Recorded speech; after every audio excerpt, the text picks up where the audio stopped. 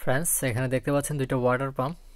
এটা হচ্ছে নতুন, এটার পাখা আছে দেখতে পাচ্ছেন, আর এটার পাখাটা নেই, ক্ষয় হয়ে গেছে। তো এই পাখা না থাকলে এটা কোনো কাজই করবে না ওয়াটার পাম্প। তো এটা হচ্ছে পুরোনোটা কি অবস্থা দেখতে পাচ্ছেন, আর এটা হচ্ছে নতুন।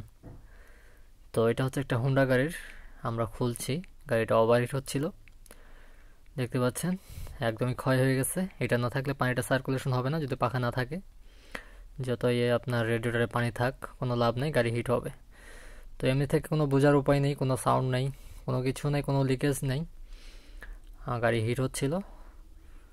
তো আমরা এটা রিপ্লেস করব এখন, ইনশাল্লাহ গাড়ি ভালো হয়ে যাবে দেখতে পাচ্ছেন। তো যাদের গাড়ি এরকম হিট হয় বা সব কিছু ভালো আছে, রেডিয়েটর ফ্যান চলে, গ্যাসকিটও ভালো আছে, আপনি ওয়াটার পাম্পটা চেক করে নেবেন। এরকম যদি অবস্থা হয় আপনার, তাহলে তো গাড়ি আপনার হিট হবেই, বুঝতেই পারতেছেন।